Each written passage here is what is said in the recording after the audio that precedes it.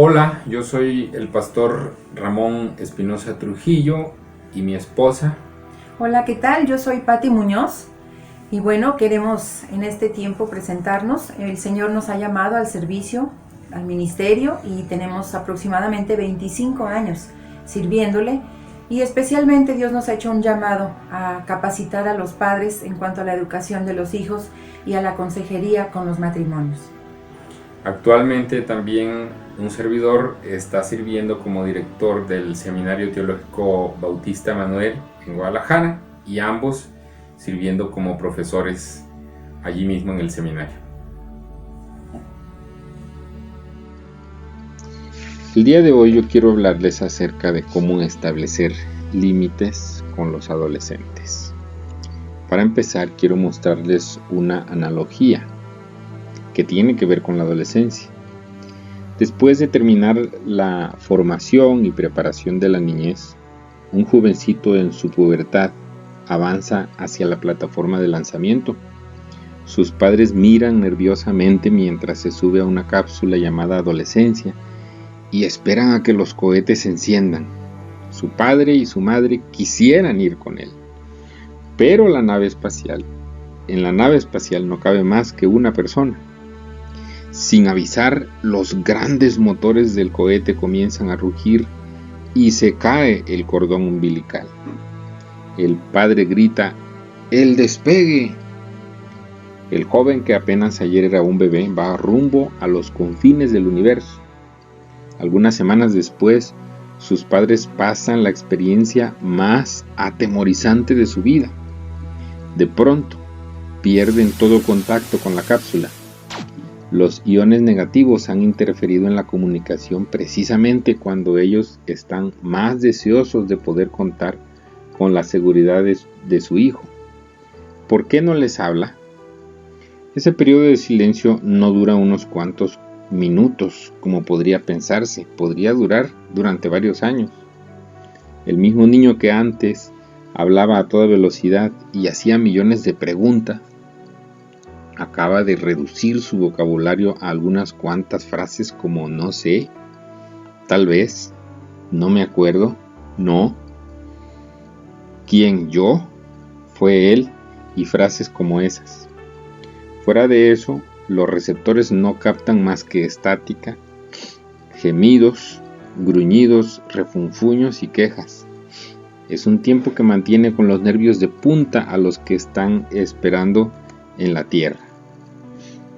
Años después, cuando el control de la misión cree que la nave espacial se ha perdido, inesperadamente se reciben algunas señales borrosas procedentes de un transmisor lejano.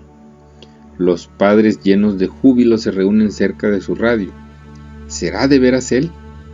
Es más grave y más madura, como su voz, como lo recordaban. Ahí está de nuevo. Esta vez la intención es inconfundible. Su pequeño astronauta ha hecho un esfuerzo deliberado por establecer comunicación. Cuando fue disparado al espacio tenía 14 años y ahora tiene casi 20. ¿Será posible que el ambiente negativo se haya disipado y que otra vez resulte posible la comunicación? Pues sí, para la mayoría de las familias, eso es precisamente lo que sucede. Después de años de silenciosa ansiedad, los padres se enteran para su alivio de que todo está en orden a bordo de la nave espacial. Entonces, el descenso que se produce después de los 20 años puede ser una ocasión maravillosa para las dos generaciones. La pregunta es, ¿no hay un modo de evitar ese periodo de apagón y las otras tensiones que van asociadas al viaje de la adolescencia? Con algunos adolescentes no lo hay, quizá con la mayoría no lo hay. Ocurre hasta en las familias más amorosas y más inteligentes. La pregunta es ¿por qué? Hay algunos cambios que es importante que los padres podamos entender para poder comprender mejor a nuestros adolescentes. Y básicamente hay dos cambios de los cuales quiero yo hablarles, que son cambios radicales en la naturaleza de nuestros adolescentes. Entonces, el primer cambio que nuestros adolescentes experimentan es el cambio hormonal. Se trata de cambios bioquímicos que ocurren en la pubertad. Se dice por los expertos que hay una descarga hormonal que afecta el cerebro de los adolescentes y también su cuerpo físico.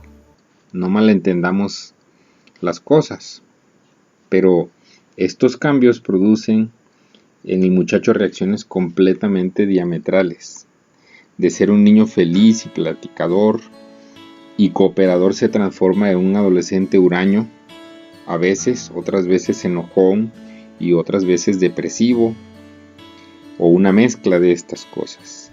Y la razón es que en su interior están ocurriendo cambios radicales. El hecho es que los cambios hormonales se reflejan en grandes cambios también a nivel emocional. Y las emociones extremas que experimentan se reflejan en su comportamiento. Esto sucede de una manera más marcada y cíclica en las señoritas, y en el caso de ellas se le llama síndrome premenstrual. Pero para sorpresa de nosotros, aunque pensaríamos que las hormonas no afectan a los varones, no es así. En el caso de los varones se refleja en una conducta generalmente agresiva y competitiva. Estos cambios naturales de su edad es algo que los padres debemos comprender. Debemos admitir y tratar de ayudar a nuestros adolescentes a transitar por esta difícil etapa. Es importante que entendamos esto como padres. Ellos necesitan su ayuda, la ayuda de usted como padre, porque Dios es quien nos diseñó para experimentar estos cambios. El segundo cambio que experimentan nuestros adolescentes es un cambio de naturaleza social. Los cambios hormonales que se han descrito ocasionan que el adolescente vea el mundo de una manera diferente que en su niñez, ¿verdad? Que experimente un excesivo temor al rechazo o a la humillación ante otros compañeros de su edad. El temor al rechazo lo motiva a hacer cosas que carecen totalmente de sentido para los adultos. No es posible entender a un adolescente sin comprender ese terror a ser rechazado por otros de su edad. Ellos pueden aceptar otra clase de peligros, pero no ese terror social. Así que la pregunta que surge es, ¿de dónde proviene ese excesivo temor al rechazo, esa vulnerabilidad? La respuesta se halla en la naturaleza del poder y de cómo este poder influye en la conducta. Y es que la sociedad adolescente se basa en el ejercicio de la fuerza o del poder. En el caso de las señoritas no hay mayor dominio social que la belleza física. Su atractivo físico es una manera de ejercer poder o fuerza sobre los varones y sobre otras señoritas también. En el caso de los varones, ellos derivan su poder de su atractivo físico y además de sus logros atléticos. Un adolescente popular, varón o señorita, ejerce un poder sobre los demás con el que es capaz de manipular. Así que la crítica y la burla son armas que los que poseen ese poder usan a su favor y ante las que los menos afortunados se someten por temor.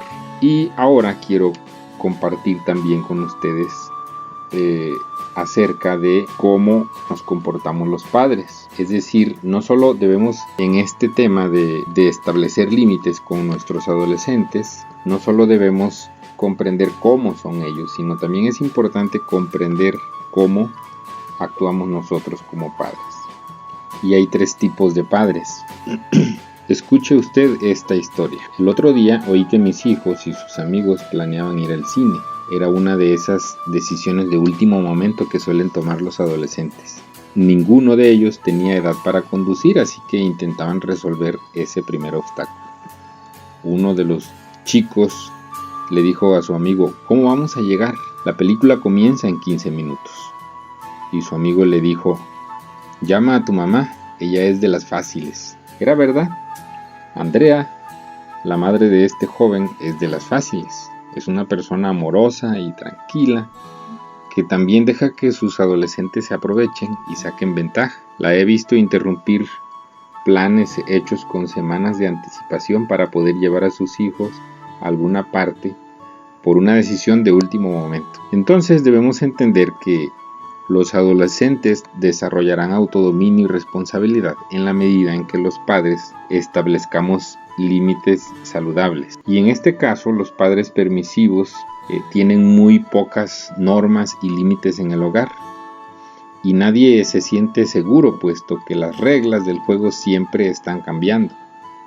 Ellos actúan así porque quieren que sus hijos sean felices.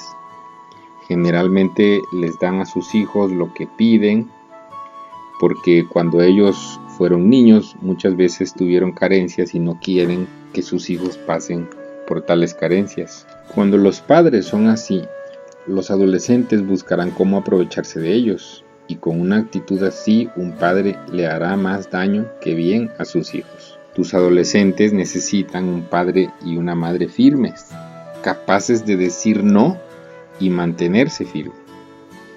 Cuando tu tendencia como padre, por tu tipo de personalidad, es ser permisivo e intentas hacer un cambio, tu adolescente va a intentar ablandarte. Por eso debes aprender a mantenerte firme. El segundo tipo de padres son los padres autoritarios. Aparte de los permisivos, existen también padres que están en el extremo contrario. Hay quienes quieren dirigir a sus hijos como si fuera un campo de entrenamiento militar. Los padres autoritarios son los que creen que los niños deben estar en silencio siempre y que sus opiniones no importan hasta que sean adultos. Tienen la necesidad de controlar para ejercer autoridad. Generalmente, cuando hay un tipo de padre así, no solo los hijos están sometidos, sino también el cónyuge no tiene voz en el hogar. Este tipo de padres normalmente provienen de hogares en donde también se les educó así. No se les permitía opinar cuando eran niños y ellos sencillamente repiten el modelo en el que crecieron. Muchos de ellos interpretan el concepto de sumisión en la Biblia de una manera equivocada y luchan con problemas de ira. Este tipo de crianza funciona cuando los niños son pequeños, pero cuando ya son adolescentes realmente termina provocando rebeldía en ellos. Así que si reconoces que eres un padre así, debes hacer conciencia de que es importante hacer un cambio, debes respetar las ideas de tu hijo adolescente y considerar sus aportaciones. Y un tercer tipo de padres son los padres equilibrados. Es complejo llegar a este punto, por supuesto, porque los padres no somos perfectos, pero los padres equilibrados son los que ejercen una sana autoridad sobre sus hijos. Ellos aceptan que ellos y sus hijos son iguales y ven a su familia como un equipo en el que ganan juntos o pierden juntos. Todo depende de trabajar en equipo en cada situación. Se ven a sí mismos como los responsables de regular el ambiente en su hogar. Ejercen autocontrol en sus vidas y enseñan a sus adolescentes a ejercer también el mismo autocontrol.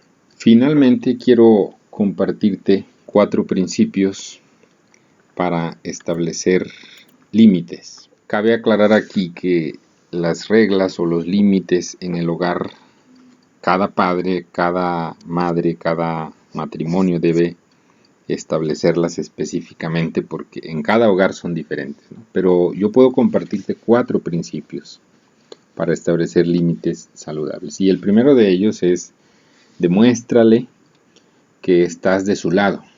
Al adolescente es importante demostrarle que estás de su lado.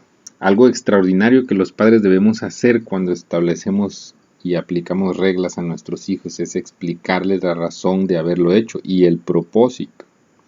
De hecho, este es un principio espiritual, es un principio de Dios, porque la Biblia dice que Dios al que ama, disciplina. En otras palabras, demuéstrale que lo amas. En medio de las reglas, en medio de los límites, uno tiene que explicar a sus hijos adolescentes que todo lo que uno hace, lo hace por amor. Sin amor, el adolescente querrá alejarse de usted, pero el amor de los padres le hará entender a su hijo que usted está a favor de él. Número 2. Sé claro a la hora de establecer los límites. El amor es necesario a la hora de establecer disciplina en el hogar, pero no es suficiente. Es necesario poner límites y que los límites sean claros, ¿verdad? Por ejemplo, en lugar de que usted se enoje porque su adolescente no levanta su plato, le ayudará más especificarle lo que usted espera, que levante el plato, que lo lave, y también especificarle lo que pasará si no lo hace. Entonces hay que establecer normas o límites claros, hay que ser tan específicos que nuestras reglas estén por escrito y de preferencia pegados en un lugar visible para que todos sepan cuáles son. Número 3. Hay que darles libertad de respetar o rechazar los límites. Aunque parezca una mala idea, la libertad es absolutamente necesaria en este caso, porque no se puede obligar a un adolescente a que elija lo correcto. Debe hacerlo por voluntad propia, y nuestra labor como padres es convencer a los hijos de una manera sabia sobre por qué razón les conviene obedecer. Pero hay que admitir que la libertad es lo que les enseñará a madurar. Y por otro lado también, la libertad para elegir mal es necesaria para aprender a elegir bien. De hecho, lo podemos ver en la Escritura. Dios, después de haber dado la ley a su pueblo, establece las bendiciones de la obediencia y las maldiciones de la desobediencia en el Deuteronomio. Entonces, fuimos diseñados nosotros, todos los seres humanos, precisamente para tener libertad de elegir, y a veces eligiendo mal es como aprendemos a elegir bien. Entonces tus hijos deben tener esa libertad para equivocarse y aprender en base a sus errores. Y el último principio que quiero dejarte es el siguiente: hay que mostrarles las consecuencias en cada caso, ¿no?